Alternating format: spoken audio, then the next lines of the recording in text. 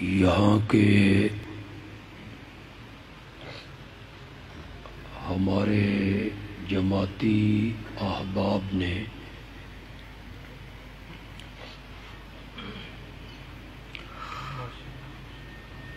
آج کے اس پروگرام کا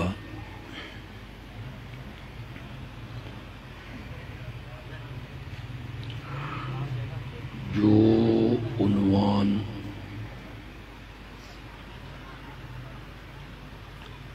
اور موضوع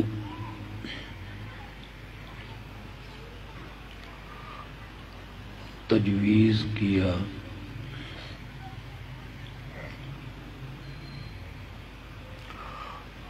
وہ ہے عظمت صحابہ۔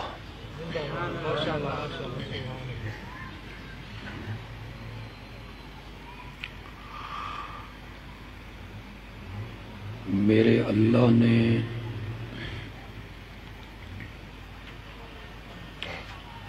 اپنی رحمت سے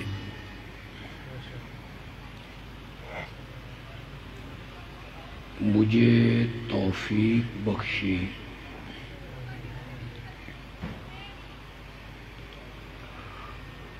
تو انشاءاللہ میں اسی عنوان سے گفتگو کروں گا۔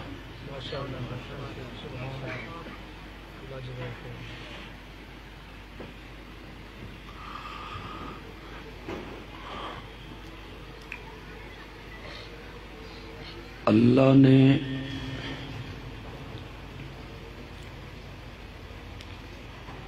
جتنے نبی اور پیغمبر اور رسول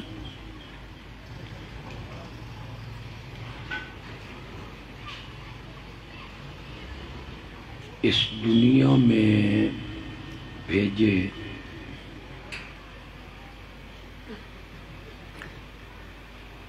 جن کی صحیح تعداد وہی بہتر جانتا ہے،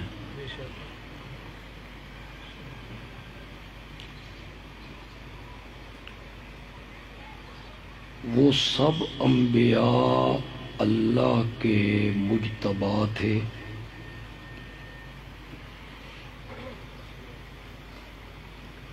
مرتضیٰ تھے،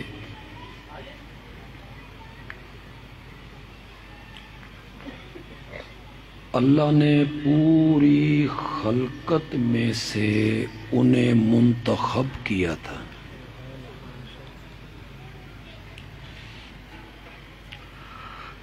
لیکن اللہ نے نبیوں کے مقام میں اور درجے میں فرق رکھا ہے۔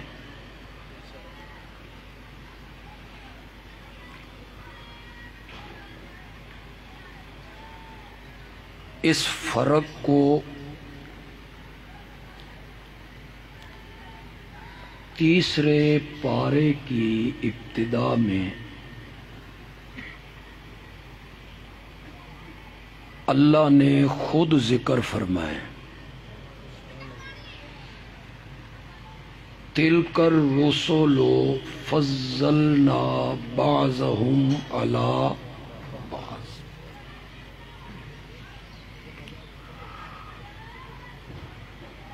رسولوں کی جماعت میں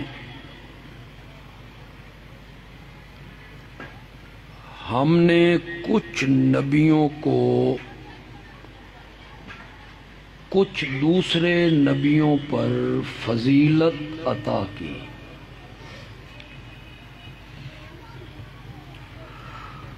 منہم من کلم اللہ،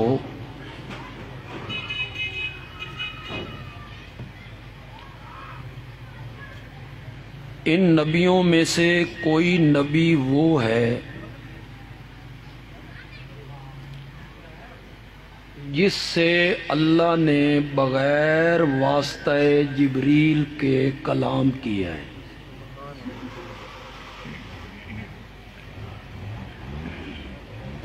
وَرَفَعَ بَعْضَهُمْ دَرَجَاتٍ،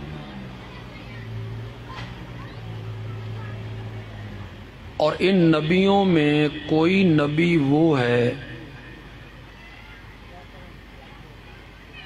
جس کے درجات اللہ نے باقی سب نبیوں پر بلند کیے، جیسے آمنہ کا لال صلی اللہ علیہ وسلم۔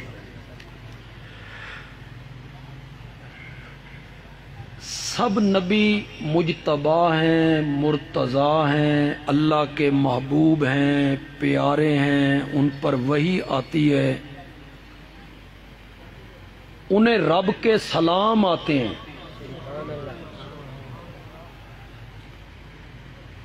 لیکن ان کے درجوں میں اللہ نے فرق رکھا ہے، کسی کا مقام تھوڑا، کسی کا اس سے زیادہ، کسی کا اس سے زیادہ۔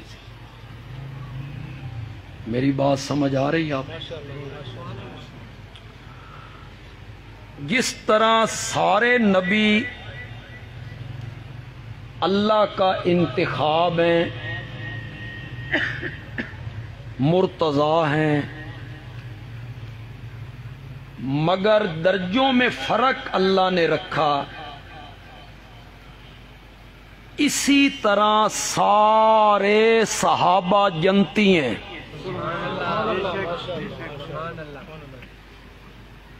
میں ابھی ذکر کروں گا اس کا۔ سب مومن ہیں، سب کو اللہ نے جنت کی سند دی، لیکن جس طرح اللہ نے نبیوں کے درجوں میں فرق رکھا، اسی طرح صحابہ کے درجوں میں بھی رب نے فرق رکھا۔ اس کے لیے میں قرآن کی ایک آیت کا سہارا لیتا ہوں، لیکن اس سے پہلے میں ایک حدیث پڑھ دیتا ہوں۔ اصحابی کالنجوم،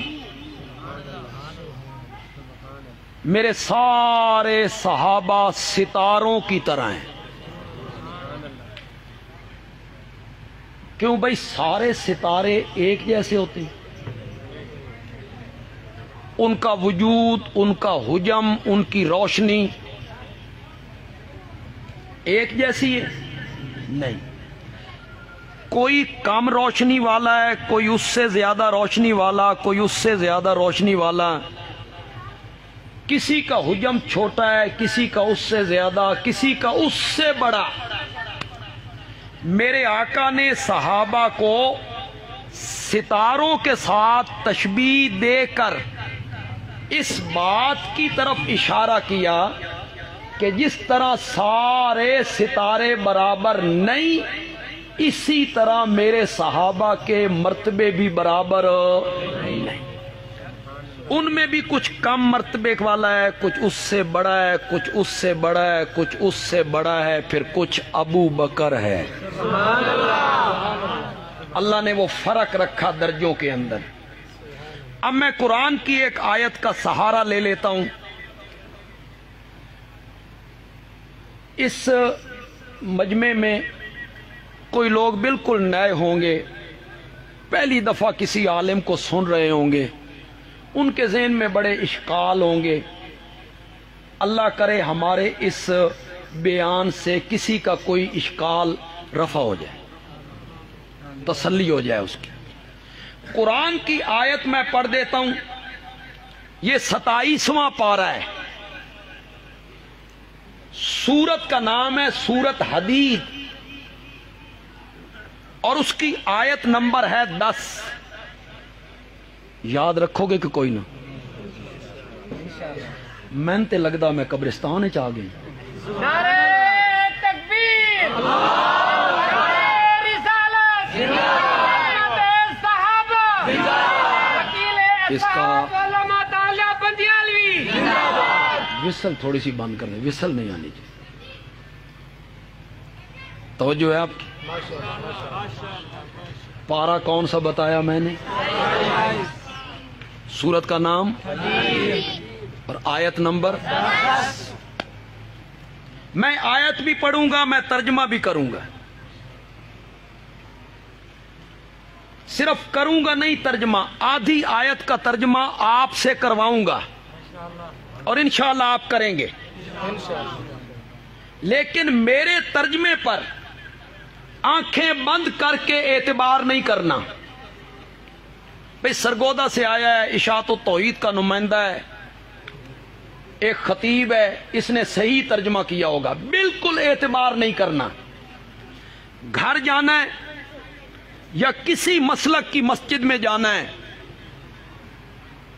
جس عالم کا ترجمہ آپ کے گھر میں ہو اسے آپ نے اٹھانا ہے. میں خود علماء دیوبند سے تعلق رکھتا ہوں, لیکن میں قطعاً نہیں کہوں گا کہ کسی دیوبندی عالم کا آپ ترجمہ اٹھائیں, بالکل نہیں کہوں گا. یہ کہوں تو آپ کہیں گے متعصب ہے, اپنے مسلک کی بات کر گیا ہے.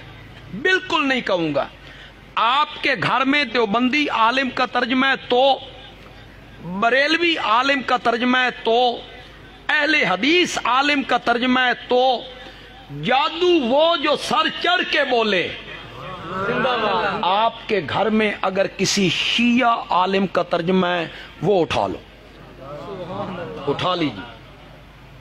2 شیعہ عالم تو میں بھی جانتا ہوں جنہوں نے اردو میں قرآن کا ترجمہ کیا, ایک مولوی مقبول دہلوی اور ایک مولوی فرمان علی. ہم نے ان کے ترجمے بھی پڑھے.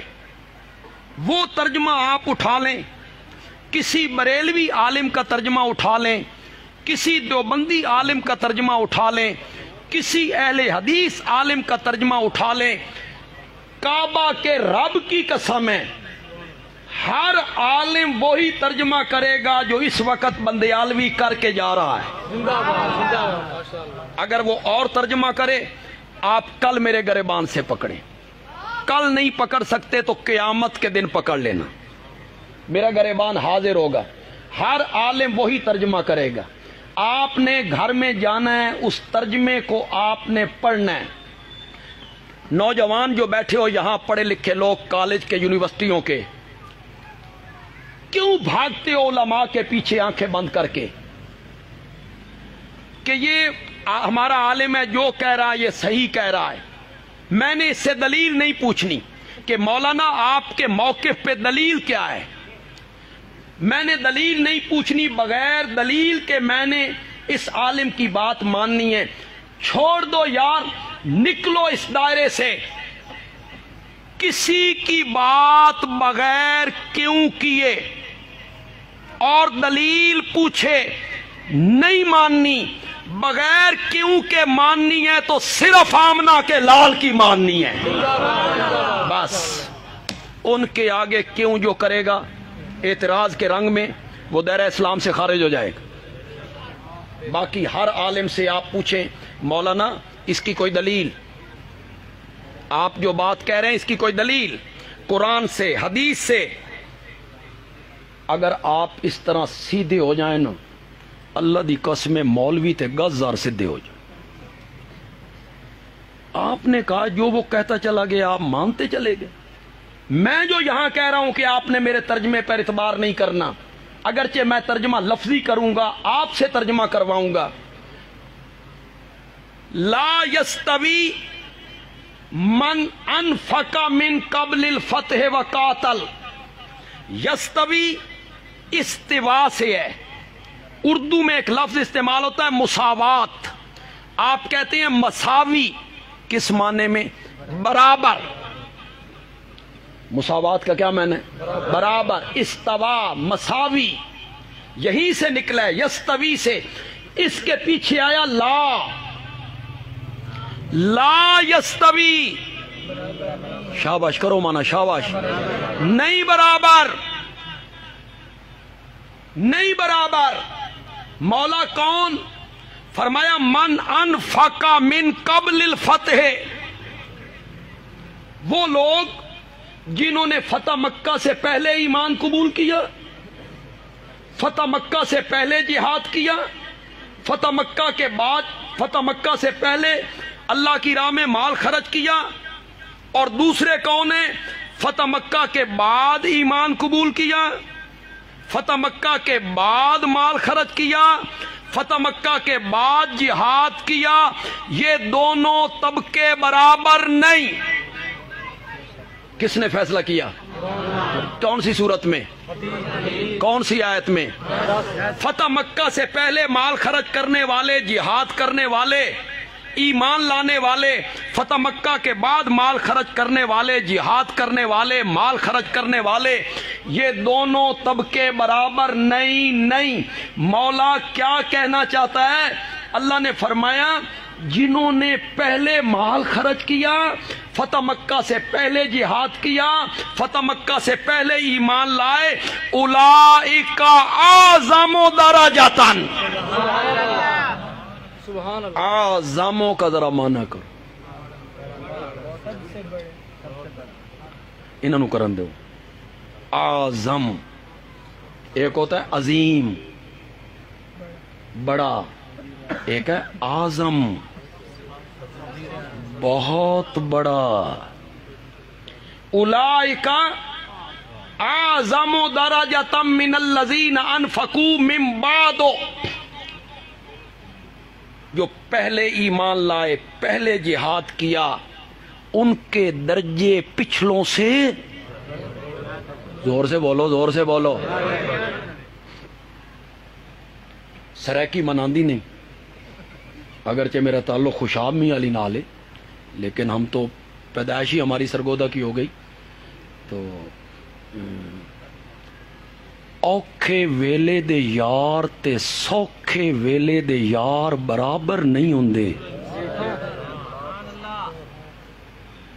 اوکھے ویلے دے یار، جب کلمہ پڑھنا تپتے ہوئے کولوں پہ لیٹنا تھا، پتھروں کی بارش ہو رہی تھی، خود مدعی نبوت کو زخمی کیا جا رہا تھا، اور فتح مکہ کے بعد پھر تو اقتدار آ گیا، آسانیاں پیدا ہو گئیں، تو مشکل گھڑی کے ساتھی اور آسان گھڑی کے ساتھی یہ دونوں برابر، اللہ نے دو حصوں میں تقسیم کر دیا اب صحابہ کو۔ فتح مکہ سے پہلے ایمان لانے والے، ان کا مقام پچھلوں کی نسبت کیا ہے؟ یہ 10,000 صحابہ تھے۔ کتنے تھے؟ 10,000۔ یہاں میں ایک بات کی وضاحت کرتا چلا جو پھر میں اپنے مضمون کو آگے لے کے جاؤں گا، انشاءاللہ میں آپ کو بہت کچھ بتاؤں گا۔ کچھ جو پڑھے لکھے لوگ ہیں، تاریخ کی کتابیں پڑھتے ہیں، کئی ہمارے علماء خطباء، انہیں بھی دھوکہ لگ گیا کہ جو فتح مکہ کے دن ایمان لائے تھے یہ مجبوراً ایمان لے آئے سن، ایمان نہ لے آندے تھے کدے جاندے، تو ان کا ایمان مجبوری کا ایمان تھا۔ اس پر وہ اعتراض کرتے ہیں کہ یہ تو مجبوراً ایمان لائے، اب راستہ کو نہیں بچا تھا، تو لوگوں نے فتح مکہ کے دن ایمان قبول کرنے والے، فتح مکہ کے بعد ایمان قبول کرنے والے لوگوں نے اعتراض کرنا تھا نا۔ اللہ نے اسی آیت میں، سورت حدید کی آیت نمبر 10 میں کہا مقام اور مرتبہ اور درجہ وہ پہلوں کا میں نے بلند کیا ہے، بہت بلند کیا ہے، لیکن کلن وعد اللہ الحسنى، جنت کا وعدہ تو میں نے سب سے کر لیا۔ نعرہ تکبیر، شان رسالت، عظمت صحابہ، مقام صحابہ۔ کلن دا معنی کرو، کوئی تھوڑا جا ثواب تسی بھی لاؤ یار۔ کلن کوئی رہ گیا؟ فتح مکہ سے پہلے ایمان لانے والے، فتح مکہ کے بعد ایمان لانے والے، حضرت صدیق اکبر سے لے کے حضرت واشی تک۔ واشی کو جانتے ہو؟ حضرت حمزہ کا قاتل، یہ بہت بعد میں ایمان لایا۔ میرے نبی نے کہا تھا میری نظروں کے سامنے نہ آیا کر، مجھے چچا یاد آ جاتا ہے، میری پیٹھ کے پیچھے بیٹھا کر۔ حضرت صدیق اکبر سے لے کے حضرت واشی تک کلن وعد اللہ الحسنى، جنت کا وعدہ ہم نے سب سے کر لیا ہے، سب سے۔ یہ 10,000 صحابہ ہیں، کتنے؟ فتح مکہ سے پہلے ایمان، یہ فتح مکہ کے دن میرے نبی کے ساتھ تھے۔ ان 10,000 میں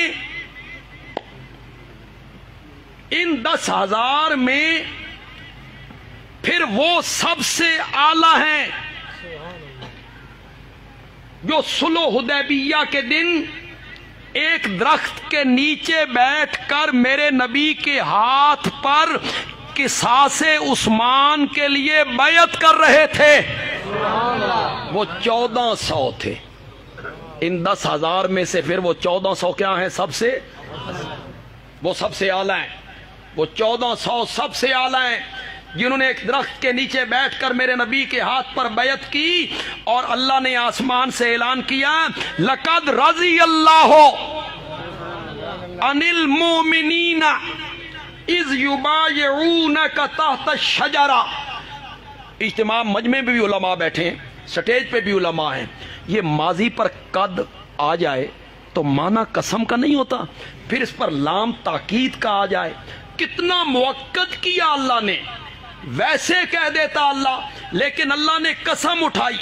اللہ کہتے ہیں مجھے اپنی ذات کی قسم ہے, مجھے اپنی صفات کی قسم ہے, مجھے اپنے خالق مالک رازق محیی ممیت مدبر ہونے کی قسم ہے, مجھے عالم الغیب حاضر ناظر مختار کل مشکل کشا ہونے کی قسم ہے, مجھے السمیع العلیم القدیر القادر المقتدر ہونے کی قسم ہے. جن لوگوں نے, جن مومنوں نے درخت کے نیچے بیٹھ کر آپ کے ہاتھ پر بیعت کی تھی, میں ان سب سے راضی ہو گیا ہوں. یہ سورت فتح ہے, 26واں پارہ ہے. جائیے گھروں میں جا کے اس کا ترجمہ دیکھیے. کیا اس بیعت میں حضرت ابو بکر موجود نہیں تھے؟ بولتے کیوں نہیں ہو؟ حضرت عمر موجود نہیں تھے؟ حضرت عثمان موجود نہیں تھے؟ حضرت علی موجود نہیں تھے؟ حضرت طلحہ موجود نہیں تھے؟ حضرت زبیر موجود نہیں تھے؟ رب قسم اٹھا کے کہتا ہے میں ان سے راضی ہو گیا ہوں, تو راضی کیوں نہیں ہوندا؟ عرش والا راضی ہو گیا اور تیری ناراضی ابھی تک برقرار ہے. یہ 1400 صحابہ سب سے اعلیٰ ہیں, سب سے افضل ہیں, جنہوں نے ایک درخت کے نیچے بیٹھ کر میرے نبی کے ہاتھ پر بیعت کی تھی. میں کچھ باتیں ذرا دوسرے علماء سے ہٹ کے بھی کرتا ہوں, اگر علماء اجازت دیں تو میرے ذہن میں ایک بات آ رہی, کہوں؟ وکیل صحابہ علامہ اللہ بندیالوی. حضرت آدم جو جنت سے نکلے نا, اس کا سبب ایک درخت بنا تھا. پتہ نہیں ذہن میں آیا کہ نہیں آیا. اللہ نے کہا وَلَا تَقْرَبَا هَٰذِهِ الشَّجَرَةَ, اس درخت دے نیڑے نہیں جانا. شیطان نے ورگلایا, وسوسہ ڈالا. اس کا پھل جو کھا لیتا ہے نا فرشتہ بن جاتا ہے, ہمیشہ یہی رہتا ہے. وَقَاسَمَهُمَا, یہ قاسمہ باب مفعول ہے, لیکن یہاں مبالغے کے لیے بار بار قسمیں کھائیں, بار بار قسمیں کھائیں. میں تیرا خیر خواہ, من اللہ دی قسمیں, من عرش والے دی قسمیں. حضرت آدم قسم پر اعتبار کر بیٹھے, انہاں پاکستان نہیں سی ویکھیا کہ لوگ جھوٹی قسمیں اٹھاتے رہتے ہیں. انہوں نے اعتبار کر لیا بھی اللہ کا نام, اللہ ہوا. دھوکہ بھی کھایا تو کس کے نام پہ کھایا؟ ایک درخت وہ سبب بن گیا ہے حضرت آدم کو جنت سے نکالنے کا, اور یہاں ایک درخت سبب بن گیا 1400 صحابہ کو جنت میں پہنچانے کا. لقد رضی اللہ عن المؤمنین. مقام صحابہ امیر معاویہ. یہ 1400 سب سے افضل ہے. ان سارے صحابہ میں سے یہ 1400 افضل ہیں. سن رہے ہو؟ پھر ان 1400 میں سے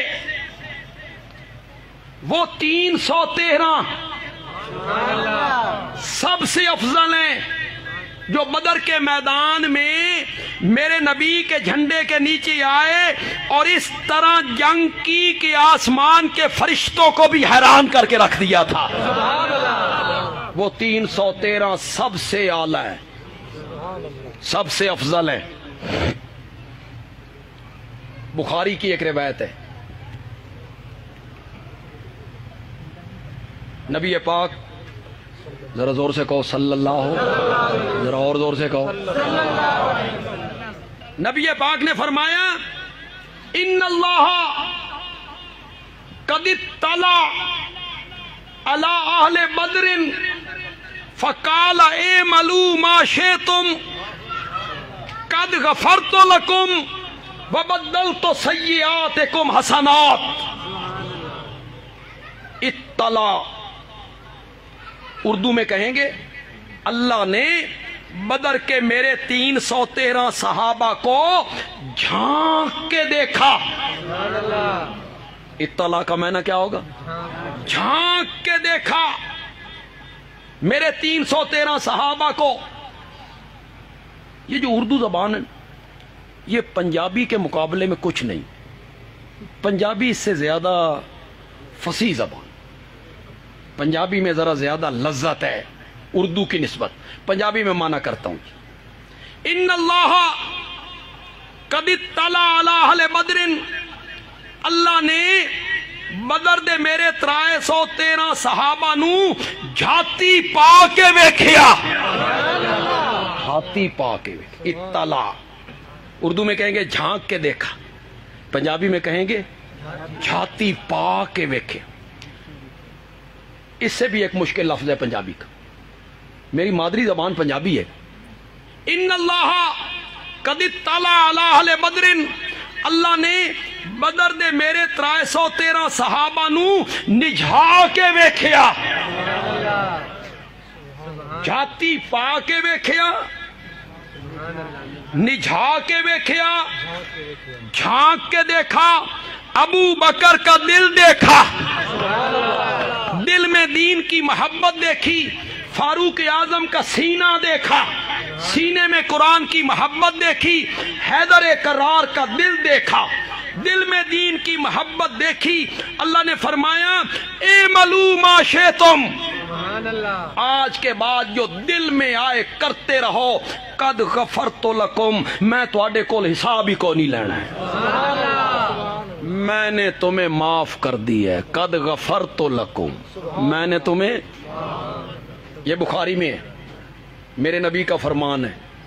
پھر ایک جملہ ذہن میں آ گیا, میرا نبی کہتا ہے کہ اللہ نے جھانک کے دیکھا, اللہ نے معاف کر دیتا. اللہ معاف کر دیتا, تو معاف کیوں نہیں کرتا؟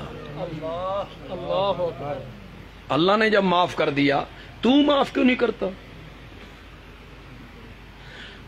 احد کے میدان میں جتنے تاریخ پڑھنے والے لوگ بیٹھے, احد کے میدان میں ایک درے کے اندر میرے نبی نے 50 صحابہ کو کھڑا کیا تھا. آیا ذہن میں نہیں آیا؟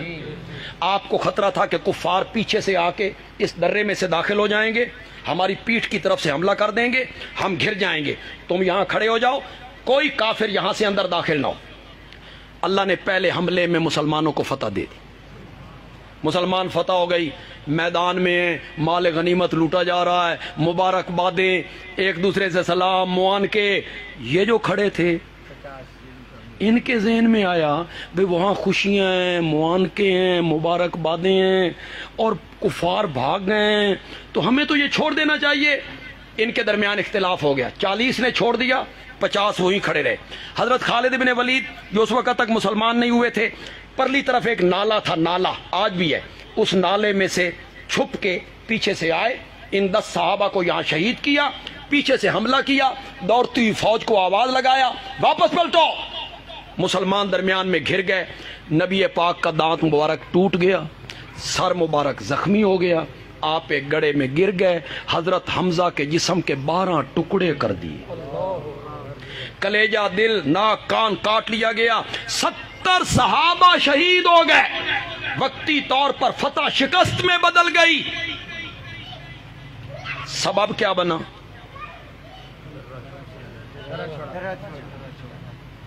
نیت ان کی نیک تھی,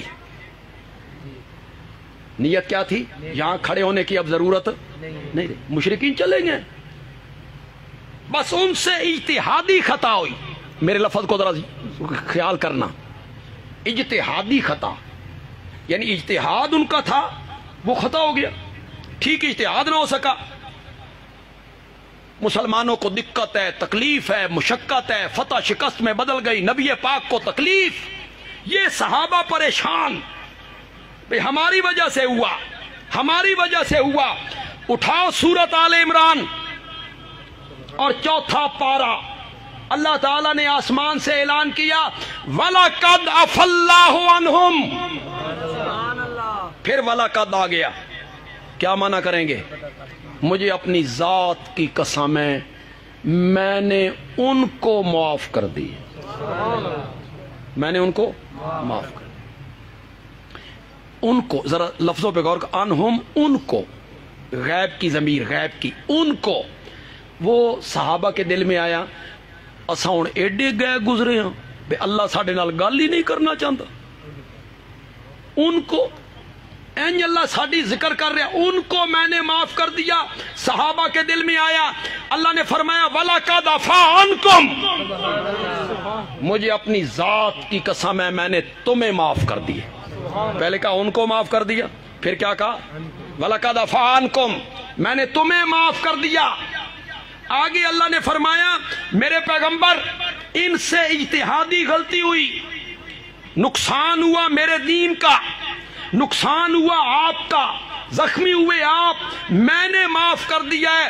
فاعف عنہم، میرا سونا تو بھی معاف کر دے، تو بھی معاف کر دے، میں نے معاف کر دیا ہے تو بھی معاف کر دے. ایک جملہ کہنا چاہتا ہوں، سرگودا میں کہوں اپنے جمعے پہ تو سارا مجمع جھوم اٹھے. کہوں گا آہستہ آواز میں، لیکن آپ کی آمین گرم چاہوں گا، سبحان اللہ گرم چاہوں گا، سبحان اللہ گرم چاہوں گا. کہوں گا آہستہ آواز میں. بندے عالوی کہتا ہے صحابہ نے یہ قصور کیا تھا اللہ کے دین کا، یا صحابہ نے قصور کیا تھا نبی پاک کا. جنہ دا قصور کیتا انہاں معاف کر دیتا، تہاڈا تے صحابہ نے قصور بھی کوئی نہیں کیتا.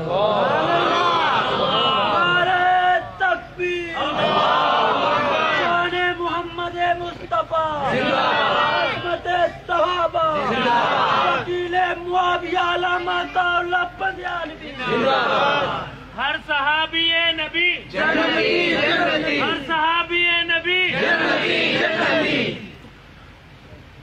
قد غفرت لکم، میں نے تمہیں کیا کر دیا؟ میری طرف توجہ رکھیں گے آپ، میری طرف توجہ رکھیں. مولا معاف کرنا کوئی بڑی گل ہے؟ تو بدر دے 313 صحابہ نو معاف کر دیتا، یہ کوئی بڑی گل ہے؟ یہ تو نے مجھ سے بھی وعدہ کیا، ان سے بھی وعدہ کیا، ان لوگوں سے بھی وعدہ کیا.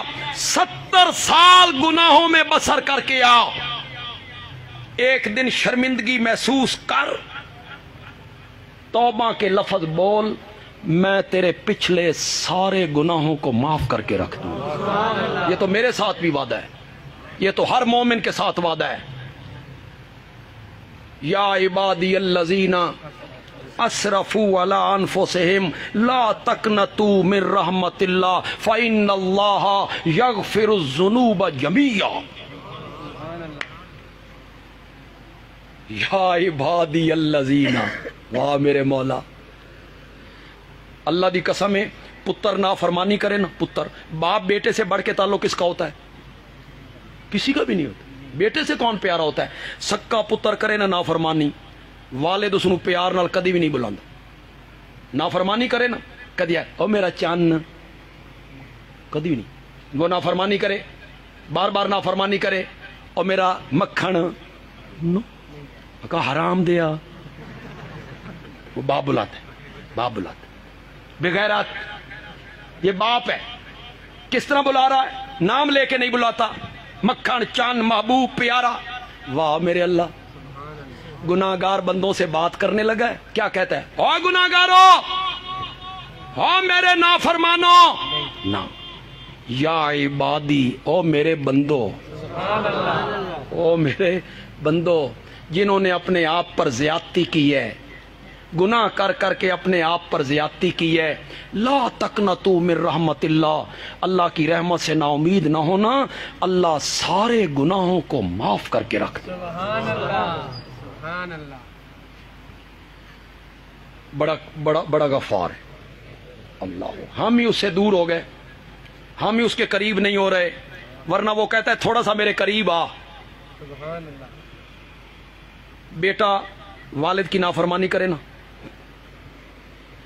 اور حکم عدولی کرے اور باپ ناراض ہو جائے, نکل جا میرے گھر سے, تو وہ 15 دن 10 دن ناراض رہے گا, پھر واپس پلٹے گا, کہے گا بابا غلطی ہو گئی ہے معاف کر دے. والد سوچے گا پتر ہے کدے رلدا رہے گا, چلو معاف کر دے. بیٹے نے پھر وہی جرم کیا, پھر وہی جرم, باپ پھر ناراض ہو گیا, گھر سے نکالا, بیٹا پھر آ گیا, بابا غلطی ہو گئی. اس نے سوچا آوارہ ہو جائے گا, کہاں پھرتا رہے گا, چلو معاف کیا. بیٹے نے تیسری بار جرم کیا, وہی جرم. کئی دنوں کے بعد پھر آیا, بابا معاف کر دو. تیسری بار بابا معاف کر دے گا, تانا ضرور دے گا. بغیر ضرورت پہندی ہے تو میرے کو آ جان, ایک دفعہ 2 دفعہ 3 دفعہ پھر میرے پاس آ گیا. اللہ کہتے ہیں 70 بار معافی مانگ, 70 بار توبہ کر, ہر بار توبہ کر کے توبہ توڑ کے پھر میرے دروازے پہ آ, میں پچھلا تانا بھی کبھی نہیں دوں گا, کبھی نہیں دوں گا. توبہ ٹوٹتی ہے پھر میرے دروازے پہ آ, توبہ ٹوٹتی ہے پھر میرے دروازے. علماء نو بھی چاہیے لوگوں کو کچھ امید دیوان, انجے نہ یرکائی رکھن بندیاں نو کہ تسی تے سارے جہنم میں جانا, تیاری کر لو جہنم میں جان دی. امید دلانی چاہیے, اللہ کے عذاب کا خوف بھی ہونا چاہیے اور اللہ کی رحمت کی امید بھی ہو. پھر رب کی رحمت بھی جوش میں آئے گی اور آمنہ کا لال شفاعت کے لب بھی کھولے گا. سبحان اللہ. ان کی شفاعت بھی ہونی ہے, میرے آقا نے شفاعت کے لیے پھر لب کھولنے ہیں, تو انشاءاللہ معاہدوں کا کام ہو جانا ہے انشاءاللہ. کیوں بھائی, کوئی دنیا کی عدالت ہے, آپ مقدمے ہوتے رہتے ہیں, جدہ مجرم اقرار جرم کر لے, فرد جرم جدہ لگنی ہے, فرد جرم, تو مجسٹریٹ پوچھتا ہے, جج پوچھتا ہے یہ جو ایف آئی آر میں جرم لکھا گیا ہے آپ نے یہ کیا ہے, وہ کہے ہاں کیا ہے, اس کے بعد مقدمہ چلے گا؟ نو. گواہ پیش ہوں گے؟ نہیں. وہ کہے گا بیٹھ جاؤ فیصلہ کرتا ہوں, سزا دے. اقرار جرم کے بعد کوئی عدالت معاف نہیں کرتی. اللہ نے فرمایا یہ میری عدالت ہے, بار بار جرم کا اقرار کر کے میرے دروازے پہ آ, میں پھر معاف کرتا چلا جاؤں. کوئی عدالت ہے جو مثل ضائع کر دے؟ نو. تھانے چ ریکارڈ موجود ہے, ہمیں مقدمے چ بری ہو گیا, ریکارڈ موجود, مثل موجود ہے. دنیا کی ہر عدالت میں مثل موجود رہتی ہے. فرمایا میرے دروازے پہ آ, اساں پچھلیاں مثلاں بھی ساریاں ضائع کر چھڑ, ہمیں کوئی ریکارڈ رکھنے کی ضرورت نہیں. مولا یہ وعدہ تو تو نے مجھ سے بھی کیا, ہر گناہگار سے کیا, کہ گناہ کرنے کے بعد میرے دروازے پہ آؤ, معافی مانگو, لب کھولو, شرمندگی محسوس کرو, میں پچھلے سارے گناہ, اور اگر 313 صحابہ کے گناہ بھی تو نے معاف کر دیے, یہ کوئی وڈی گل لے. فرمایا ٹھہرو تے صحیح, گل تے پوری کر لین دیو. میرے نبی نے آگے کہا صرف معاف نہیں کیا, وَبَدَّلْتُ سَيِّئَاتِكُمْ حسنات. اپنے نبی کے یاروں کے لیے یہ قانون بنایا, یہ گناہ بھی کرتے رہیں, میں ان کے گناہوں کو بھی نیکیاں لکھتا چلا جاؤں گا. وَبَدَّلْتُ سَيِّئَاتِكُمْ حسنات, میں نے ان کے گناہوں کو بھی نیکیوں میں تبدیل کر دیا. آپ میں کچھ لوگ جو عقل کے ترازو پہ ہر بات کو تولتے ہیں وہ موجود ہوں گے, وہ کہیں گے یہ کیڑی گل ہوئی جی, کرن گناہ اور لکھی جائیں نیکیاں، گناہ کریں اور نیکیاں لکھی جائیں. یہ میں آپ کو میں سمجھا دیتا ہوں. یہ میرا رومال پلیت ہو گیا، نجاست لگ گئی، گندگی لگ گئی. بالٹی میں پانی تھا، میں نے اس بالٹی کے اندر اس رومال کو ڈالا، اندر ہی اندر مل دیا، نکالا، پاک ہو جائے گا؟ پانی بھی کیا ہو گیا؟ پلیت ہو گیا. اس نے اس پانی کو کیا کر دیا؟ میں آیا نہر کے کنارے، میں آیا دریا کے کنارے، میں نے رومال نہر کے کنارے ڈالا، دریا کے کنارے ڈالا، اندر ہی اندر مل دیا، نکالا، کیا ہو گیا؟ پانی پلیت ہوا؟ اس سے جو پلیتی نکلی اس نے پانی پہ اثر کیا؟ نہیں کیا. اے لوگوں، تمہاری اور میری نیکیوں کی مثال بالٹی کے پانی کی طرح ہے، صحابہ کی نیکیوں کی مثال سمندر کے پانی کی طرح ہے. اس میں کبھی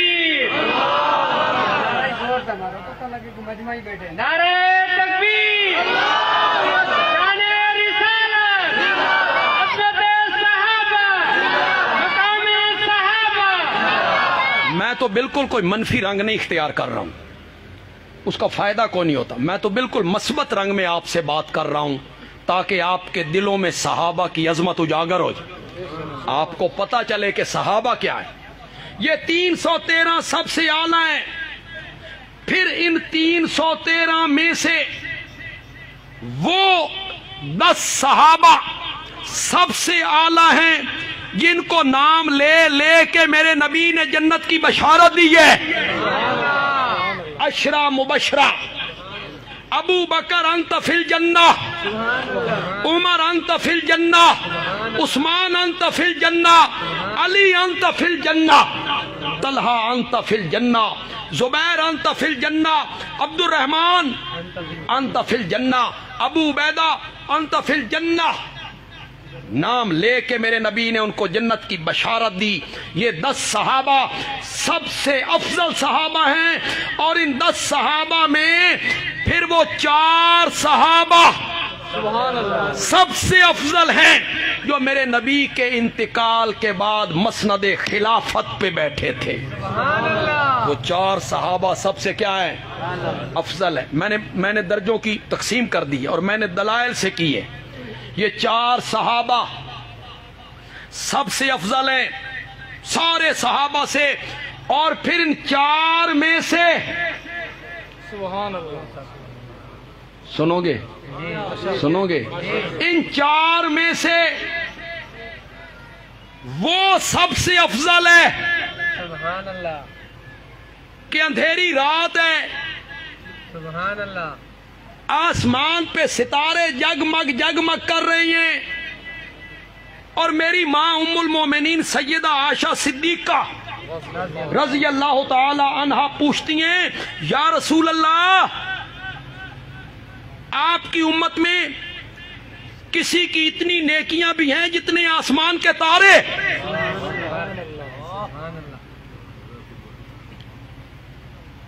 فرمایا ہے. میری ماں نے کہا، من ہوا، وہ خوش نصیب کون ہے جس کی نیکیاں آسمان کے ستاروں کے برابر ہیں؟ میرے آقا نے فرمایا، خطاب کا بیٹا عمر ہے، اس کی نیکیاں ستاروں کے برابر ہیں.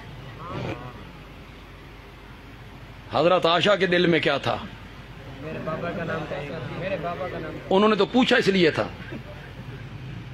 یہاں ایک بات کی وضاحت کروں، یہ جو ستاروں کے برابر کہا نا، اس کا یہ معنی نہیں ہے کہ نبی پاک کو ستاروں کی تعداد کا پتہ تھا. بعض لوگ اس سے استدلال کر رہے ہیں، نا، یہ کثرت سے کنایہ ہے. کیا ہے؟ کثرت سے کنایہ. کسی چیز کی کثرت کو بیان کرنا ہو نا تو اسے کبھی سر کے بالوں سے، کبھی ریت کے ذروں سے، کبھی پانی کے قطروں سے، کبھی بارش کے قطروں سے، اور کبھی ستاروں سے اسے تشبیہ دے دیتے ہیں کثرت بیان کرنے کے لیے. علماء بیٹھے ہیں، میں ایک مثال دے دیتا ہوں، انشاءاللہ علماء کو تو پتہ بھی ہوگا. कुर्बानी का महीना आता है तो उलमा बयान करते हैं, तकरीरें होती हैं कुर्बानी की फजीलत पर, ईदगाह में तकरीरें होती हैं। साहबा ने पूछा या रसूलल्लाह हम जानवर तो ज़बह करेंगे, माल नाफिया या रसूल अल्लाह, हमें इसके बदले में क्या मिलेगा? तो आपने फरमाया बेकुल्ले शारतिन हसना, कुर्बानी के जानवर के बदन पे जितने बाल होंगे ना, हर बाल के बदले में एक नेकी मिलेगी, हर बाल के बदले में। ये उलमा बयान करते हैं। सच्ची सच्ची गल करो, इसका की मतलब?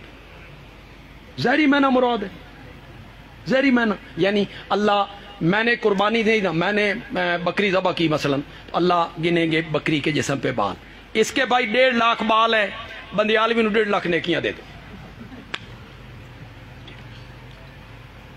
ये मैना इसका।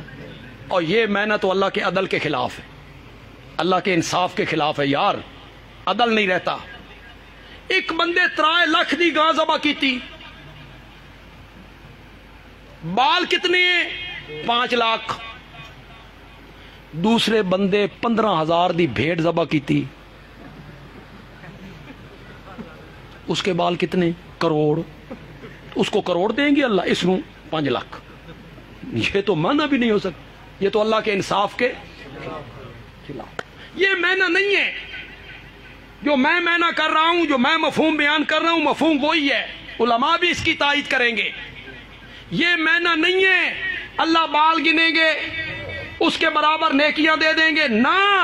मतलब ये था मेरे आका के कहने का कि जिस तरह जानवर के बदन पर उगने वाले बाल गिने नहीं जा सकते, इसी तरह कुर्बानी देने वाले की नेकियां गिनी नहीं जा सकती।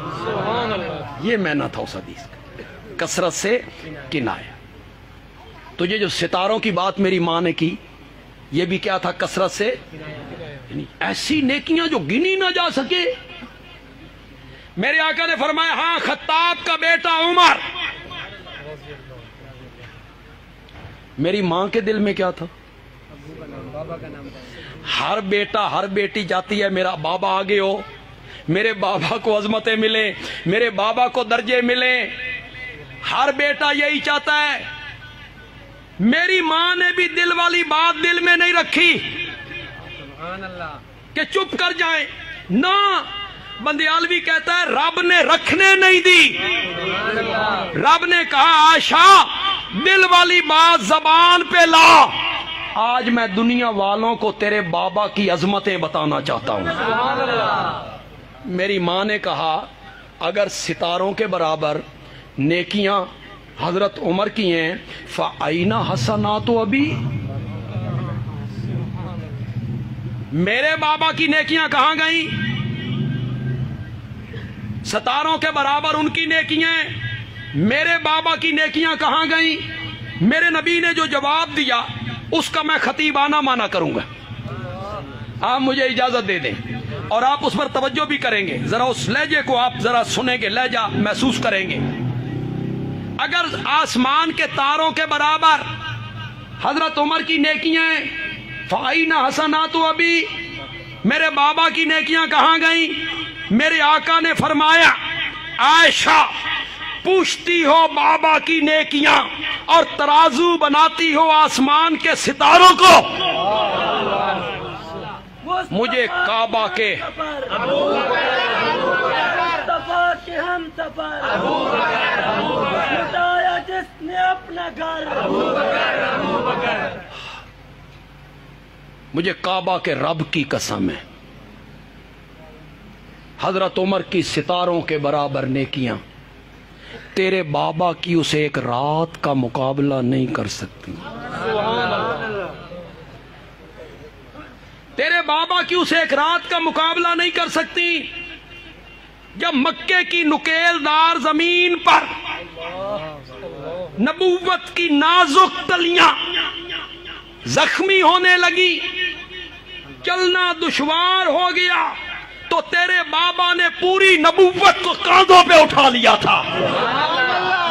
नबूवत को उठाया, मुस्तफा का हम सफर, मुस्तफा का हम सफर, मुस्तफा का عمر کتنی ہے؟ 50 سال 50 سال پھر غار ثور کی چڑھائی، نبوت کا بوجھ۔ اور پڑھے لکھے لوگوں، فتح مکہ کے دن اگر میں تیری اس روایت پر اعتبار کروں جو تو بیان کرتا ہے کہ کعبے کے اندر داخل ہوئے تو اوپر والی تصویریں تھیں، میرے نبی ان کو توڑ رہے تھے اور اوپر والی تصویروں پر آپ کا ہاتھ نہیں پہنچ رہا تھا، تو آپ نے حضرت علی سے کہا تھا میرے کاندھے پہ چڑھ ان کو توڑ۔ یہ تیری روایت ہے، میں مان جاتا ہوں، لیکن اتنا تو ماننا میرے نبی نے حضرت علی سے بت توڑوا کے یہ ثابت کیا کہ علی بت شکن ہے۔ سبحان اللہ، علی بت شکن ہے۔ حضرت علی نے کہا یا رسول اللہ، میں اور آپ کے کاندھے پر، میں اور آپ کے کاندھے پر نہ، آپ میرے کاندھے پہ آئیے، آپ میرے کاندھے پہ آئیے۔ عمر کتنی ہے؟ 29 سال، جوانی، جوبن، کڑیل جوان۔ میرے آقا نے فرمایا علی تو اس سے نبوت کا بوجھ نہیں اٹھایا جائے گا، تو اس سے نبوت کا بوجھ نہیں اٹھایا جائے گا۔ پھر حضرت علی میرے نبی کے کاندھے پہ آئے، ان بتوں کو توڑا۔ اگر آپ اجازت دیں تو یہاں ایک جملہ کہنا چاہتا ہوں، کہتا بھی رہتا ہوں۔ ہجرت والی رات حضرت سیدنا صدیق اکبر کو میرے رب نے یہ قوت دی کہ اس نے پوری نبوت کو اپنے کاندھوں پہ اٹھایا، اور رب نے یہ بتایا کہ جو ابو بکر ہجرت کی رات نبوت کو اٹھا کے جا رہا ہے، نبی پاک کی وفات کے بعد خلافت کا بوجھ بھی یہی اٹھائے گا، یہی اٹھائے گا۔ میرے نبی نے یہ ثابت کیا۔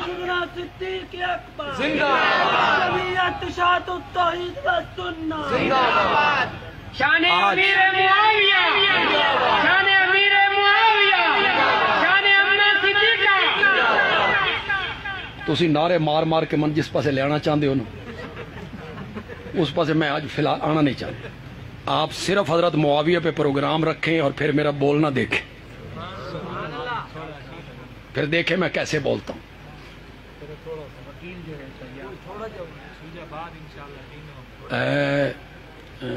شاہ جی کے شہر میں بیٹھا ہوں، امیر شریعت کے شہر میں ہوں، سید عطا اللہ شاہ بخاری رحمت۔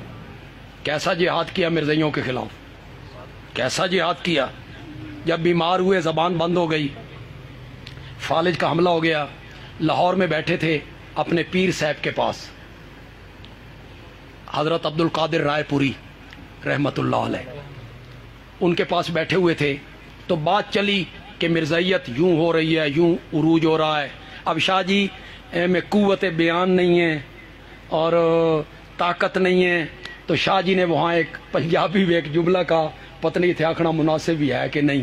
شاہ جی نے فرمایا پیر صاحب میری گھگری نو گھنگرو لوا دے تے پھر میری ٹور ویکھنا، بے دعا کر دیو اللہ من توفیق دے دے وے، پھر تسا میری ٹور ویکھو کہ میں کیسے مرزائیوں کے خلاف بولتا ہوں۔ اللہ شاہ جی کی قبر کو منور فرمائے اور اللہ شاہ جی کی قبر پہ رحمت کی برکھا برسات۔ بڑا جہاد کی ہے ختم نبوت، تو میں اس پر مستقل تقریر کرنا چاہتا ہوں، کبھی آؤں گا تو انشاءاللہ کروں گا، چلو کبھی سنہری مسجد میں صحیح انشاءاللہ۔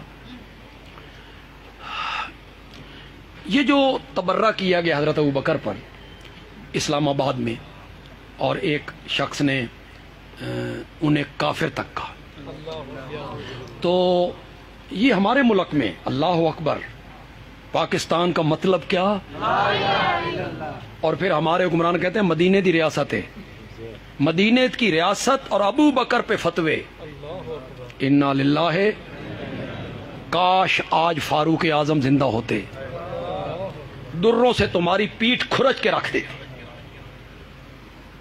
حضرت ابو بکر ایسی شخصیت پر سامنے کیا رکھا گیا؟ اصل مقصد تو یہ آپ کو بات سمجھانی، گالی نکالنا یا فتویٰ لگانا یہ کوئی کمال نہیں ہوتا، یہ کوئی کمال نہیں۔ گالی نکالنا تو کوئی فن نہیں نا بھئی، گالی نکالنا بھی کوئی فن ہے؟ بولو گالی نکالنا کوئی فن ہے؟ اللہ دی قسم ہے ساڈے نالوں اے حفیم تے چرس ویچن والے چنگیاں کٹ دیں، بالکل جاہل ہیں، بڑی گالی نکالتے ہیں، پاپولر قسم کی گالیاں نکالتے۔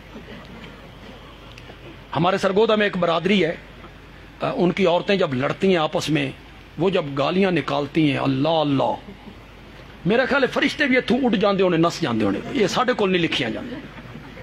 تو گالی نکالنا بھی کوئی فن ہے یار؟ ممبر ہو اور گالی نہ، یہ کوئی، چاہے جو بھی مخالف، نہ فتویٰ لگانا کوئی فن ہے، نہ گالی نکالنا کوئی فن ہے، نہ بد زبانی کرنا، گالی نکالنا، اخلاق سے گری ہوئی گفتگو کرنا، اس ممبر پہ بیٹھنے والوں کو زیب دیتی ہے۔ علماء کرام، جو علماء کرام ایسے ہیں جو حدود سے تجاوز کر جاتے ہیں، میں ان سے گزارش کروں گا کم از کم اپنے لہجے میں اتنی درستگی لائیے کہ لوگوں کو عام میں اور چوک میں کھڑے ہوئے بدماش میں فرق محسوس کہ وہ بدماش ہے اور یہ عالم ہے۔ ہمارے بندیال میں نا سرداری نظام ہے، بڑے ملک ہیں، چودھری ہیں، سینکڑوں مربع زمینیں ان کی، تو شادی ہوتی ہے نا، شادی تو مجرا کراتے ہیں، مجرے میں نٹ منگواتے ہیں لاہور سے، وہ نٹ آتے ہیں، وہ ایک کھیل تماشا ہوتا ہے، میدان لگتا ہے، سارے ملک صوفے وغیرہ لگا کے ارد گرد بیٹھ جاتے ہیں، نٹ میدان میں آئے، انہوں نے جناب مذاق کیے۔ ایک شادی پہ نا وہ نٹوں نے جب اپنا کام شروع کیا تو ہمارے ایک ملک صاحب تھے، ان کا رنگ تھوڑا سا کالا تھا، ساملے رنگ کے تھے، تو انہوں نے دوسرے بندے سے بات شروع کر، ساتھ والے بندے، نٹ کو محسوس ہوا بھئی ہم تماشا کر رہے ہیں، اپنا فن دکھا رہے ہیں، یہ اپنی گلاں نوں لگے ہوئے، تو وہ بھاگتا ہوا اس ملک کے پاس آیا، اس نے کہا سائیں تساں تا چپ کرو، نہیں تا لوگاں نوں کیویں پتہ لگ سی بھئی ساڈے وچ ملک کون ہے تے بھنڈ کون ہے، لوگوں کو کیوں پتہ لگے۔ علماء کرام اپنے لہجے میں درستگی لائی تاکہ لوگوں کو پتہ چلے کہ شریف آدمیوں کی زبان کیا ہوتی ہے۔ ہاں رد کرو، دیکھیں جو اس نے دلیل دیا اس کا کیا کرو، رد کرو، اس کے منہ پہ مارو۔ حضرت سیدنا صدیق اکبر پہ جو تبرہ کیا گیا اس کی وجہ کیا تھی، اس وجہ کو ہم نے دور کرنا ہے۔ وجہ تھی فدق، سیدہ فدق مانگنے گئیں، دربار میں کھڑی رہیں، ابو بکر نے سیدہ کو حق نہیں دیا، یہ وجہ بنائی انہوں نے، اس وجہ کو ہم نے دور کرنا ہے۔ ہم نے کہا کہ وارث صرف بیٹی نہیں ہوتی، بیویاں بھی وارث ہوتی ہیں کہ کوئی نہیں؟ بولو بولو، بولتے کیوں نہیں؟ تو نبی پاک کی اگر وراثت تقسیم ہوتی تو صرف سیدہ فاطمہ کو ملتی کہ بیویوں کو بھی ملتی؟ تو حضرت ابوبکر نے اپنی بیٹی عائشہ کو دے دی تھی، حضرت عمر کی بیٹی کو دے دی تھی، بیویوں کو دے دی تھی۔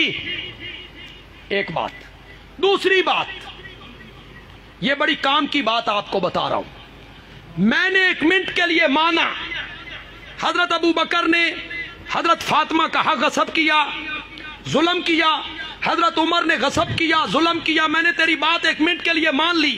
حضرت عثمان نے زیادتی کی، ظلم کیا، حق نہیں دیا، میں نے ایک منٹ کے لیے تیری بات مان لی۔ مجھے مطمئن کر، مجھے جواب دے، جب حضرت علی برسر اقتدار آئے، خلافت ان کے پاس، امامت ان کے پاس، حکومت ان کے پاس، فوج ان کے پاس، پولیس ان کے پاس، طاقت ان کے پاس، قوت ان کے پاس، حضرت علی نے فدق کا باغ جو فاطمہ کا حق تھا یہ فاطمہ کے وارثوں کو لوٹا دیا تھا۔ ثابت کر دنیا کی کسی کتاب سے کہ حضرت علی نے حسنین کریمین کو بلایا اور کربلا بیٹا اے تہاڈا حق سی، انہاں ترائے نے نہیں دیتا، اب میں اس کو لوٹا رہا ہوں۔ تبدیلی آنی چاہیے کہ کوئی نہیں؟ تبدیلی تو آنی چاہیے تھی، حضرت علی تبدیلی لے کے آتے، حق ان کو واپس کرتے، فاطمہ کے وارثوں کو واپس کرتے، ان کا حق دلواتے نا۔ تو ثابت نہیں کر سکتا، قیامت کی صبح تک ثابت نہیں کر سکتا، میں ثابت کر سکتا ہوں۔ میں اور تیری کتابوں سے ثابت کر سکتا ہوں کہ جب حضرت علی کو یہ کہا گیا کہ فدق فاطمہ کا حق تھا، یہ ان کی اولاد کو واپس لوٹاؤ، تو حیدر کرار نے کہا تھا فدق کے معاملے میں میرا فیصلہ وہی ہے جو ابو بکر و عمر کا فیصلہ ہے۔ للکار ہے، للکار ہے، للکار ہے۔ تم نے اس کو بنیاد بنایا، فدق کو بنیاد بنایا، میں نے فدق کے مسئلے کو حل کیا یہاں۔ تمہارا دل مانتا ہے یارو، تمہارا دل مانتا ہے کہ خاتون جنت ہو، میرے نبی کی بیٹی ہو، جس کے چہرے کو آسمان کے فرشتوں نے بھی کبھی نہ دیکھا ہو، وہ چند کھجوروں کے لیے عدالتوں میں کھڑی، اور شوہر کہاں ہے؟ شوہر کہتا ہے میں گھر بیٹھا ہوں، تو جا۔ تم اپنی بیویوں کو عدالتوں میں بھیج دیتے ہو، اس طرح بھیجتے ہو؟ کچھ خوف خدا کرو یار، کیوں قصے بناتے ہو؟ کیوں کہانیاں بناتے ہو؟ کیوں یہ ساری کہانیاں آپ نے بنائی؟ حضرت ابو بکر اور حضرت، دیکھیں آپ کو پتہ ہے کہ حضرت سیدہ فاطمہ رضی اللہ تعالی عنہ جب بیمار ہوئیں، نبی پاک کے انتقال کے 6 مہینے بعد ان کا انتقال ہو گیا۔ جب وہ انتقال ہوئیں، بیمار ہوئیں اور اس بیماری میں ان کا انتقال ہو گیا، ان کی تیمارداری اور عیادت کس عورت نے کی تھی؟ خدمت کس عورت نے کی تھی؟ بولو بس حضرت ابو بکر کی بیوی حضرت اسماء نے۔ کس نے؟ ہون تے بولو، کس نے خدمت کی؟ وہ کن کی بیوی تھی؟ خلیفہ وقت کی بیوی۔ وہ تیمارداری کر رہی ہے، اور روایات میں آیا کہ سیدہ فاطمہ پریشان ہوئی، رونے لگ گئی۔ حضرت اسماء نے پوچھا کیا بات ہے؟ تو حضرت فاطمہ نے کہا کہ میں فکر مند ہوں کہ میرا جنازہ جب اٹھایا جائے گا اور میرا جو کفن ہوگا، اس کفن پہ غیر محرم کی نظر پڑے گی، تو میں نہیں چاہتی کہ میرے جسم کے ساتھ لگا ہوا جو کپڑا ہے اس پر بھی غیر محرم کی نظر پڑے۔ اللہ اکبر۔ تم کہتے ہو وہ فاطمہ عدالت میں کھڑی۔ حضرت اسماء نے کہا اس دا علاج تے میرے کو لے، میں اس مسئلے دا حل کر دینی ہوں۔ انہوں نے کہا وہ کیسے؟ حضرت اسماء نے کہا میں حبشے میں گئی تھی، تو میں نے حبشے میں دیکھا کہ وہاں جب عورتوں کے جنازے اٹھائے جاتے ہیں نا، تو چارپائی کے چاروں پائے جو ہوتے ہیں نا، اس پر فٹ فٹ کی لکڑیاں باندھ دیتے، فٹ فٹ اونچی لکڑیاں، اس لکڑیوں کے اوپر چادر ڈالتے ہیں، اور عورت کے جسم پر نظر، اس کفن پہ بھی نظر نہیں پڑتی۔ روایت میں آیا کہ حضرت اسماء کی یہ بات سن کے حضرت فاطمہ مسکرانے لگ گئی، خوش ہو گئی کہ یہ ایک راستہ انہوں نے نکالا ہے۔ تو اس بیماری کے اوقات میں ایک دوسرے کے گھروں میں جانا اور بیمار پرسیاں کرنا اور خدمت کرنا، یہ دشمنوں کا کام ہوتا ہے کہ دوستوں کا کام ہوتا ہے؟ یہ تو ان گھروں کا کام ہوتا ہے جن میں بڑے کلوز تعلقات ہوں، کہ ایسے موقع پہ وہ ایک دوسرے کے کام آتے ہیں، ان کے درمیان کوئی اختلاف نہیں۔ یہ سب کہانیاں بنائی گئی ہیں، کہانیاں گھڑی گئی ہیں، کہانیاں، اور ان کہانیوں کو بنیاد بنا کے تبرہ کیا گیا ہے صحابہ پر۔ بس میری تقریر کے آخری جملے، میں نے لاہور میں بھی پرسوں یہ جملے کہے تھے، آج یہاں بھی کہتا ہوں، اور یہ جملے بھی امیر شریعت کے ہیں، امیر شریعت کے یہ جملے ہیں رحمت اللہ علیہ۔ ان کے ایک بیٹے نے پہلے دور میں، بعد میں تو وہ اس طرح مائل ہو گئے، پہلے ایک زمانے میں انہوں نے کتب خانے میں بیٹھ کے حضرت معاویہ کے متعلق کچھ غلطیاں ان کی اور قصور ان کے جمع کرنے شروع کیے۔ تو انہوں نے کچھ کتابیں دیکھی، طبری، ابن کثیر، ابن اسیر، ابن خلدون، تفتازانی، صاحب ہدایت، انہوں نے مختلف کتابیں دیکھی، اس میں لکھتے رہے، کہیں اوپر سے شاہ جی آ گئے۔ شاہ جی آئے تو شاہ جی نے کہا بیٹا کیا کر رہے ہو؟ تو کہنے لگے بابا میں ذرا حضرت معاویہ کے متعلق دیکھ رہا تھا اور میں نے کتابیں دیکھی ہیں اور فلاں کتاب میں یوں لکھا ہوا ہے ان کے متعلق، فلاں کتاب میں یوں لکھا ہوا ہے، فلاں کتاب میں یوں لکھا ہوا ہے۔ شاہ جی نے اپنے بیٹے کو خطاب کر کے کہا بیٹا صحابہ تاریخی شخصیات نہیں ہیں، صحابہ قرآنی شخصیات ہیں۔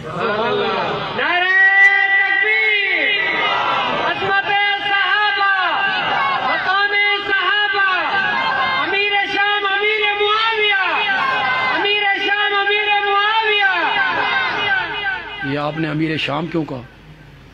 وہ تو 54 صوبوں کے حکمران تھے، یہ تو ان کے لفظ ہیں امیر شام، ان کا پروپیگنڈا ہے امیر شام۔ امیر شام نہیں، 54 صوبوں کا حکمران تھا اور 19 سال حکومت کی۔ کتنے صوبوں پر؟ 54 صوبوں۔ اور خلافت سپرد کس نے کی تھی؟ کس نے دی تھی ان کو خلافت؟ بولتے کیوں نہیں ہو؟ حضرت علی کے بیٹے نے دی تھی۔ حضرت علی کے بیٹے کو پتہ نہیں چلا بھی یہ میرے بابا کے مقابلے میں آیا تھا، یہ باغی ہے، کیوں دی؟ خلافت کیوں سپرد کی؟ دیکھیں عمران خان نو آکھو بے نواز شریف نو وزیر اعظم بڑھائے، آسان ہوتا ہے دشمنوں کو دینا؟ حد نہیں ہو گئی؟ دونوں سپرد کرتے ہیں، دونوں بھائی۔ یہ جو میں نے تاریخی شخصیات کا لفظ بولا، ایک ہم لفظ بولتے ہیں فلانا بندہ بڑی تاریخی شخصیت ہے، یہ تعریف کا جملہ ہے۔ تاریخی شخص یعنی بڑا مشہور آدمی ہے، لیکن میں جو جملہ بول رہا ہوں وہ اس لہجے میں نہیں بول رہا ہوں۔ میں کہتا ہوں صحابہ تاریخی شخصیات نہیں ہیں، قرآنی شخصیات ہیں۔ بہی مانا کہ ہم نے صحابہ کو تاریخ کے ورقوں میں نہیں دیکھنا، قرآن کے صفوں میں دیکھنا ہے۔ اس معنی میں ہے صحابہ تاریخی شخصیات نہیں۔ صحابہ کون سی شخصیات ہیں؟ ہم نے یہ نہیں دیکھنا ابن اسیر نے کیا لکھا ہے، ہم نے یہ نہیں کہنا دیکھنا کہ البدایہ والنہایہ میں کیا لکھا ہوا ہے، ہم نے یہ نہیں دیکھنا کہ صاحب ہدایہ نے کیا لکھا ہے، یا علامہ تفتازانی نے کیا لکھا ہے، یا فلاں عالم نے کیا لکھا ہے۔ ہم نے یہ نہیں دیکھنا، ہم نے یہ دیکھنا ہے صحابہ کے متعلق قرآن کیا کہتا ہے۔ قرآن کیا کہتا ہے؟ قرآن کہتا ہے اولئک علی ھدی من ربہم واولئک ھم المفلحون۔ پڑھو یار سارے یہ دیکھ، ٹھہرو یار، ٹھہرو۔ ہر حرف پہ 10 نیکیاں ملتی ہیں کہ کوئی نہیں ملتی ہیں؟ تلاوت کی نیت سے پڑھو تو پھر یہ نیت کر کے پڑھو یار۔ آندھی نہیں آیت؟ آندھی واقعی۔ اولئک علی ھدی من ربہم واولئک ھم مانا تسی کرنا کہ میں کراں؟ یہی لوگ ہیں، یہی لوگ ہیں، یہی علی ھدی من ربہم، اپنے رب کی طرف سے ہدایت پہ یہی لوگ ہیں فی الدنیا، وَأُولَئِكَ هُمُ الْمُفْلِحُونَ فِي الْآخِرَةِ، اور آخرت میں کامیاب ہونے والے بھی یہی لوگ ہیں، یہی لوگ ہیں۔ سچی سچی گل کرو، جس ٹائم یہ آیت اتر رہی تھی میں تھا؟ آپ تھے؟ امام بخاری، امام مسلم، ترمذی، ابن ماجہ، نسائی، ابو داؤد، ابن حجر، ابن کثیر، طبری، بولتے جاؤ، شیخ عبد القادر جیلانی، بہاءالحق ملتانی، معین الدین چشتی، علی حجویری، تھے مفسرین، محدثین، فقہاء، علماء، شہداء، اتقیاء، اصفیاء، شب زندہ دار، تہجد گزار، اولیاء اللہ، بزرگان دین، علماء دیوبند، علماء بریلی، علماء اہل حدیث، یہ اس وقت تھے؟ نہیں تھے؟ تو پھر مجھے بھی بتاؤ یہ اللہ کن کو کہہ رہا ہے؟ یہی لوگ ہیں۔ کون تھے اس وقت؟ زور سے بولو، زور سے بولو، کون تھے اس وقت؟ یہی لوگ ہیں۔ یہ صحابہ کے تھے ہی صحابہ؟ ہم تو تھے ہی نہیں۔ اولئک علی ھدی من ربہم واولئک ھم المفلحون۔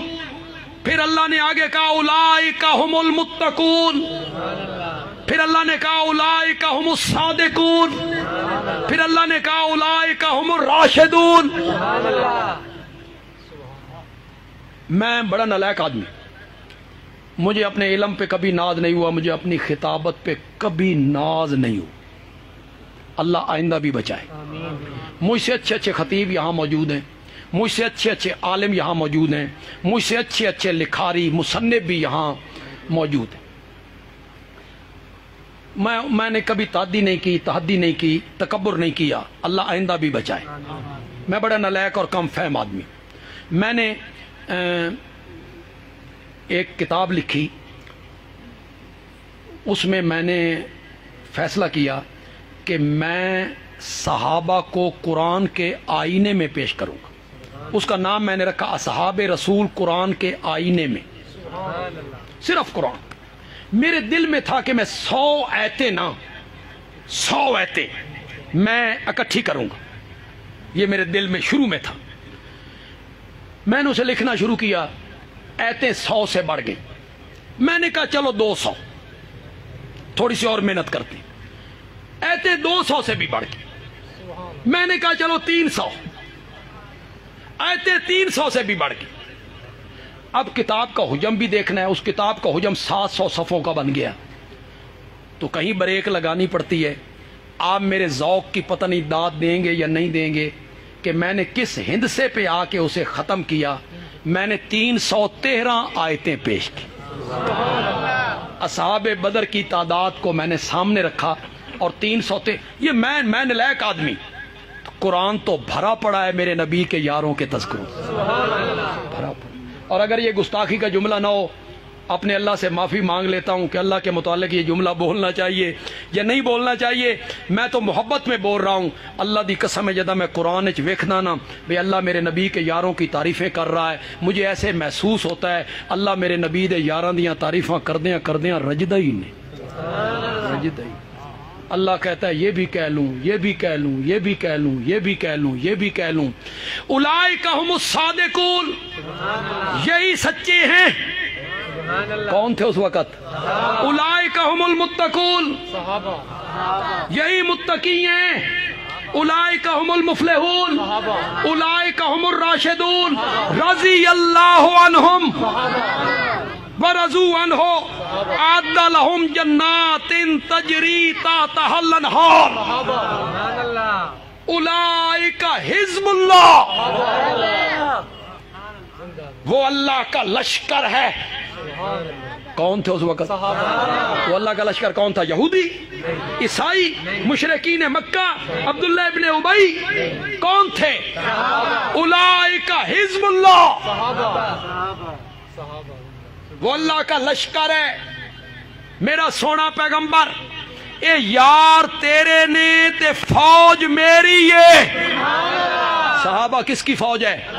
کس نے کہا؟ اولئک حزب اللہ۔ لوگ فوج پہ تنقید کرتے ہیں، کئی سیاسی لوگ بھی کرتے ہیں، لیکن جو سرحدوں کے ساتھ فوج کی وفاداری ہے، ملک کی سرحدوں کے ساتھ، اس پر تنقید یہ غداری ہے کہ فوج سرحدوں کی حفاظت میں مخلص نہیں، یہ سوچا بھی نہیں جا سکتا۔ ہم پاکستانی نہیں سوچ سکتے، اپنی فوج کے متعلق ہم سوچ سکتے کہ وہ اپنی سرحدوں کے بارے میں مخلص نہیں۔ فوج کی وفاداری پر کہ وہ ملک کی اور ملک کی سرحدوں کی وفادار ہے، اس پر تنقید نہیں ہو سکتی۔ جو تنقید کرے گا غداری کا مقدمہ چلے گا۔ بندیالوی کہتا ہے اگر ملک کی فوج پر تنقید نہیں ہو سکتی تو رب کی فوج پر بھی تنقید نہیں ہو سکتی۔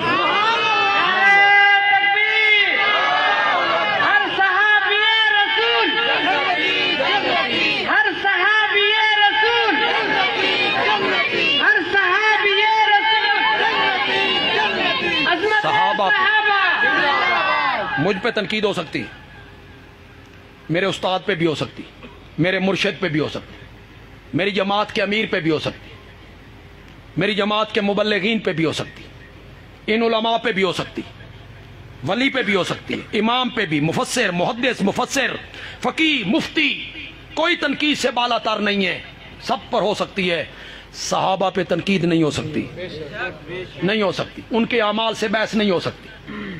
فلاں صحابی نے یہ، آپ میرے متعلق کہہ سکتے ہیں اس نے یہ کیا، اپنے امام کے متعلق آپ کہہ سکتے ہیں اس نے یہ کیا، صحابی کے متعلق آپ اس کی عمل سے بحث نہیں کر سکتے، نہیں کر سکتے۔ میرے پاس وقت نہیں کہ میں اس کی وضاحت کروں اور مختصر بیان کروں تو پتہ نہیں آپ کے سروں کے اوپر سے نہ گزر جائے۔ بندیالوی کہتا ہے صحابیت کا درجہ اعمال کی وجہ سے نہیں ملتا۔ کیوں بھائی؟ صحابی بندہ بنتا ہے زیادہ نمازیں پڑھنے سے، ذکر کرنے سے، تسبیح رولنے سے، تہجد پڑھنے سے۔ صحابیت کا درجہ اعمال کی وجہ سے نہیں ملتا، نہیں ملتا۔ تو بندیالوی کہتا ہے جب یہ درجہ اعمال کی وجہ سے ملا ہی نہیں تو پھر صحابی کی عمل سے بحث نہیں ہو سکتی۔ اگر یہ درجہ عمل کی وجہ سے ملتا پھر آپ بحث کرتے، پہلے عمل چنگے سن، پیچھے خراب ہو گئے۔ لیکن جب یہ درجہ اعمال کی وجہ سے نہیں ملا، عطا الہی ہے، یہ کسبی نہیں وابی ہے۔ کون عطا کرتا ہے؟ لہذا صحابہ پہ تنقید نہیں ہو سکتی۔ کوئی عالم، کوئی مورخ جو صحابہ پہ تنقید کرے گا تو مجھے یہ حق پہنچتا ہے کہ میں اس سے پوچھوں کہ تو اپنا تعارف کروا، تو کون ہے؟ تو کون ہے؟ تعارف کروا اپنا، تو کون ہے؟ جن پہ تو تنقید کر رہا ہے نا ان کے متعلق قرآن کہتا ہے اعد لہم جنات، ان کے متعلق قرآن کہتا ہے رضی اللہ عنہم، رضی اللہ عنہم ورضوا۔ بس آخری ایک بات کا میں چاہتا ہوں میں آپ کے ذہنوں سے اشکال ختم کر دوں۔ وہ حضرات جب بولتے ہیں تو وہ کہتے ہیں کہ ان لوگوں نے کلمہ تو پڑھا تھا، یہ جو تم صحابہ کرتے ہو، ابو بکر، عمر، عثمان، انہوں نے کلمہ تو پڑھا تھا، لیکن وہ جو قرآن میں منافقوں والی آیتیں ہیں کلمہ تو وہ بھی پڑھتے تھے۔ وہ یہ کہتے ہیں کلمہ تو وہ بھی پڑھتے تھے، نمازیں بھی پیچھے پڑھتے تھے، جہاد پہ بھی جاتے تھے۔ یہ وہ مغالطہ دیتے کہ وہ بھی تو کلمہ گو تھے۔ بس میں اس کا جواب دینا چاہتا ہوں۔ سورۃ توبہ میں اللہ نے منافقوں کی خصلتوں کا ذکر کیا۔ سورۃ توبہ، والمنافقون والمنافقات بعضهم من بعض، منافق مرد، منافق عورتیں ایک دوسرے کے ہمدرد ہیں، ایک دوسرے کے خیر خواہ ہیں، ایک دوسرے کے ریس کرنے والے ہیں، اور دین کے خلاف جد و جہد میں سب برابر ہے۔ پھر اللہ نے آگے ان کی خصلتیں بیان کی، ذرا غور سے سننا۔ یہ کہتے ہیں نا منافقوں والی آیتیں پڑھتے ہیں اور ابو بکر عمر پہ فٹ کرنے لگ جاتے ہیں، اس کا میں جواب دینے لگا ہوں۔ اللہ کہتے ہیں وہ منافق کی خصلت کیا ہے؟ منافق کی پہلی خصلت یہ ہے وہ برائی کا حکم دیتے ہیں، نیکی کا نہ برائی کا حکم دیتے ہیں۔ دوسری خصلت ان کی یہ ہے نیکی سے روکتے ہیں، یہ دوسری خصلت ہے۔ تیسری خصلت ان کی یہ ہے یکمزون ایدیہم، اپنے ہاتھوں کو روکتے ہیں، کنجوس ہیں، بخیل ہیں، مال خرچ نہیں کرتے۔ یہ منافقوں کی خصلتیں ذکر ہوئی۔ قرآن نے ذکر کی کہ وہ ہاتھ کھینچ کے رکھتے ہیں، کنجوس ہیں، بخیل ہیں۔ اے لوگوں، رب کہتا ہے منافق میری راہ میں خرچ نہیں کرتے، اور ابو بکر گھر کا مال سمیٹ کے محمد کے قدموں میں لے کے آ جاتا ہے۔ تم کیسے کہتے ہو کہ یہ ایتے منافقوں والی ان پر فٹ ہو رہی ہیں؟ وہ سارے گھر کا مال دے دیتا ہے، حضرت عمر آدھے گھر کا مال دے دیتا ہے، اور جب حضرت ابوبکر سے پوچھتے ہیں گھر والوں کے کیا رکھا؟ اللہ اور اللہ کے رسول کی محبت رکھ کے آئے۔ غزوہ تبوک میں نبی پاک چندے کی اپیل کرتے ہیں، حضرت عثمان اٹھ کے کہتے ہیں 100 اونٹ وما سامان۔ ذرا سوچو 100 اونٹ، جی معمولی ہے؟ 100 اونٹ معمولی ہوتا ہے؟ 100 اونٹ بما ساز و سامان میں دوں گا. اپیل جاری رہے. حضرت عثمان سامنے آ گئے. 100 اونٹ اور. اپیل جاری ہے. حضرت عثمان ادھر آ گئے. 100 اونٹ اور. بعض روایت میں آیا 8 مرتبہ میرے نبی نے اپیل کی. 8 مرتبہ عثمان اٹھے. پھر 1000 اشرفیاں سونے کی ہوتی ہیں، 1000 اشرفی وہ میرے نبی کی جھولی میں لا کے ڈالی. میرے نبی ان کو بجاتے ہیں، وہ آپس میں بجتی ہیں، آواز پیدا ہوتی ہے. میرا نبی کہتا ہے ما ذرہ عثمان ما عمل بعد اليوم، ما ذرہ عثمان ما عمل بعد اليوم. آج کے بعد عثمان جو کچھ بھی کرتا رہے اسے کوئی عمل نقصان نہیں پہنچا سکتا. میں کہتا ہوں ملتان کے سٹیج، ممتاز آباد کے سٹیج پہ کہتا ہوں، میرے آقا نے اپنی پوری زندگی میں یہ جملہ حضرت عثمان کے متعلق سوا کسی دوسرے صحابی کے متعلق نہیں کہا ہے. یہ جملہ کہا ہے تو صرف حضرت عثمان کے لیے کہا ہے. ما ذرہ عثمان ما عمل بعد اليوم، آج کے بعد عثمان جو کچھ بھی کرتا رہے اسے کوئی عمل نقصان. ظالموں منافقوں کی تو خصلتیں قرآن نے بیان کی ہیں کہ وہ کنجوس ہیں، اور یہاں جب ہم صحابہ کو دیکھتے ہیں تو وہ اپنے گھر کا پورا مال میرے نبی کے قدموں میں نچھاور کر دیتی ہیں. یا ایھا النبیو، یہ میرا استدلال علماء کرام، یہ میرا استدلال ذرا سننا ہے، آپ نے ضائع نہیں کرنا. یا ایھا النبیو جاہد الکفار والمنافقین، میرے نبی کافروں سے بھی جہاد کر، منافقوں سے بھی جہاد کر، منافقوں سے جہاد کر. انہیں میرے نبی اپنے ساتھ رکھتا ہے اور قرآن کہتا ہے منافقوں سے جہاد کر. اگلا جملہ آپ ذہن میں رکھیں گے، اگلا جملہ آپ ذہن میں رکھیں گے، اور اسی پر میں اپنی تقریر کو پوری جوبن میں ختم کرنا چاہتا ہوں. اللہ کہتے ہیں کافروں سے بھی جہاد کر، منافقوں سے بھی جہاد کر. وَمَأْوَاهُمْ جَهَنَّمْ، مَأْوَاهُمْ جَهَنَّمْ، کافروں کا ٹھکانہ بھی جہنم، منافقوں کا ٹھکانہ بھی جہنم. بندیالوی کہتا ہے کافروں اور منافقوں کا ٹھکانہ رب نے جہنم بتایا ہے. ابو بکر و عمر تو اس وقت بھی جنت میں ہیں. ما بین بیتی و ممبری روضۃ من ریاض الجنہ، اور منافقوں کا ٹھکانہ کیا ہے؟ جہنم ہے. جتنے ہمارے احباب آج کے پروگرام میں تشریف لائے، مظفر گڑھ سے لوگ آئے ہوں گے، جتوئی سے آئے ہوں گے، شجاع آباد سے آئے ہیں، کروڑ پکا سے آئے ہیں، ہمارے جماعتی احباب دور دراز کے علاقے سے یہاں تشریف لائے. جی اس پروگرام کو کامیاب بنایا، اور اللہ نے ہمارے یہ عزیز ہیں حسین علی صاحب، عبید الرحمان بچے ہیں ہمارے، صوفی رفیق احمد صاحب کے یہ بیٹے ہیں، اور صوفی رفیق احمد صاحب نے بڑی خوبصورت زندگی گزاری. اللہ ان کی مغفرت فرمائے، اللہ ان کے درجات بلند فرمائے. ان بچوں نے اور ان کے ساتھ جو ساتھی تھے، بزرگ تھے، ان کے رشتہ دار بھی، دوست بھی، احباب بھی، انہوں نے یہ ساری محنت کی اور اتنا خوبصورت پنڈال سجایا، اور اتنی تعداد میں، بڑی تعداد میں آپ تشریف لائے. تو اللہ تعالیٰ ان کے لیے دعا کرو، اللہ ان کی عمر میں، عمل میں، گھر بار میں، آل اولاد میں، رزق حلال میں اللہ مزید برکتیں عطا فرمائے. کیسر صدیقی اور برادران، ان کی والدہ بیمار ہیں، انہوں نے صحت کے لیے اپیل کی ہے. صوفی رفیق احمد صاحب کے بڑے بھائی ماسٹر عبدالرشید صدیقی اور عبدالحمید صدیقی، جن کا پچھلے دنوں انتقال ہو گیا ہے، ان کے لیے بھی دعا کریں، اللہ ان کے درجات بلند فرمائے. یہ مقبول احمد سجاد کے لیے اولاد کی دعا کرنی ہے. پریشان حال لوگوں کے لیے بھی اپیل کی گئی ہے. الحمدللہ رب العالمین، والصلاة والسلام علی سید الانبیاء والمرسلین وعلی آلہ واصحابہ.